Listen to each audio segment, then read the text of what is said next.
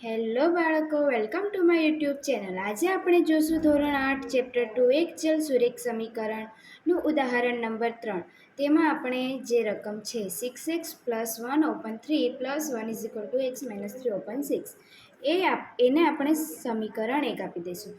હવે જો આ એ સમીકરણ 1 છે એને આપણે બંને બાજુથી 6 વડે ગુણવાનું છે. તો 6 into 6x plus 1 open 3 plus 1 is equal to 6 into x minus 3 open 6. આ એક અલગથી પદ છે, તો આ એકને પણ અહીંયા આપણે 6 વડે ગુણીશું. હવે આ 3 દુ 6, તો 2 6 દુ 12x. આ પદોને હવે આપણે છૂટા પાડીશું. તો 2 એકુ 2 પ્લસ 6 એકુ 6 ઇઝ ઇક્વલ ટુ આ 6 અને આ 6 કેન્સલ થયા, તો હવે બચ્યું એક્સ માઇનસ 3 માટે 12x પ્લસ 6 વત્તા 2 8 is equal two x minus 3. હવે આ એક્સ જમણી સાઈડ આવશે, તો ડાબી બાજુનો એક્સ પ્લસ હોય અને જમણી બાજુ આવે તો એ થશે માઇનસ. તો 11x, 12xમાંથી એક એક્સ ગયો તો 11x plus 8 is equal to minus 3. હવે 11x is equal two plus 8 જો ડાબી બાજુ જાય તો એ થશે માઇનસ. તો 11x is equal to minus 11. 8 અને 3નો સરવાળો કેટલો થાય? તો 11, અને મોટી સંખ્યા માઇનસ છે તો માઇનસ આવશે, એટલે માઇનસ 11.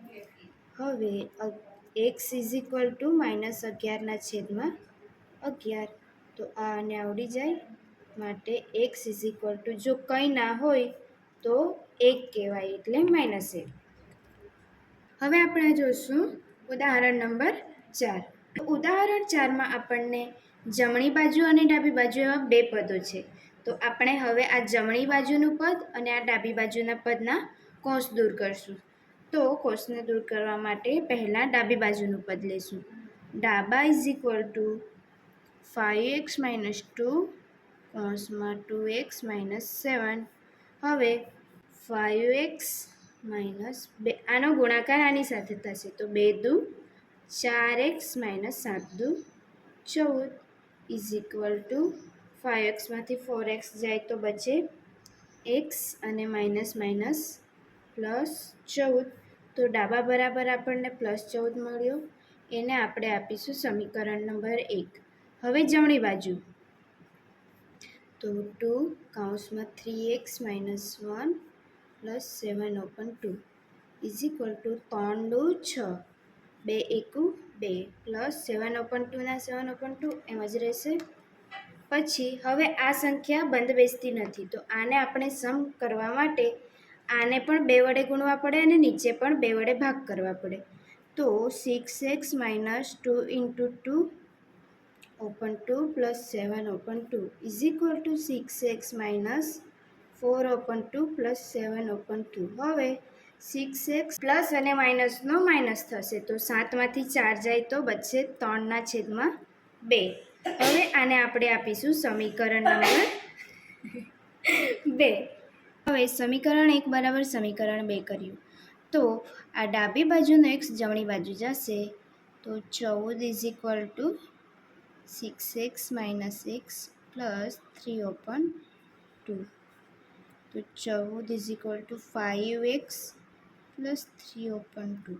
હવે આ 3 ઓપન 2 ડાબી બાજુ જશે, 14 માઇનસ 3 ઓપન 2, કારણ કે આ સાઈડથી પ્લસ છે અને જો બીજી સાઈડ જાય તો એ માઇનસ થશે, ઇઝ ઇક્વલ ટુ 5x.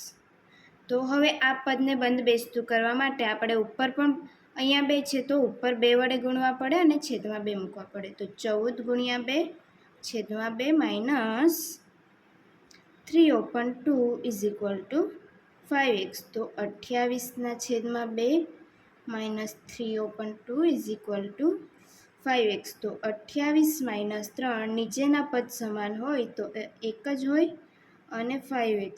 28માંથી 3 જાય તો 25/2 ઇઝ ઇક્વલ ટુ 5x.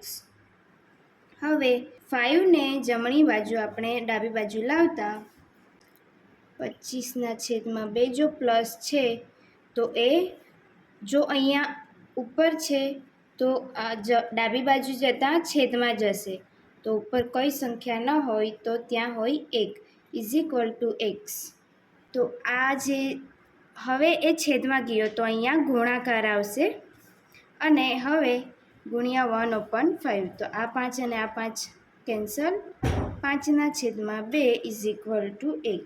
તો આપણી એક્સની કિંમત કેટલી આવી? 5/2.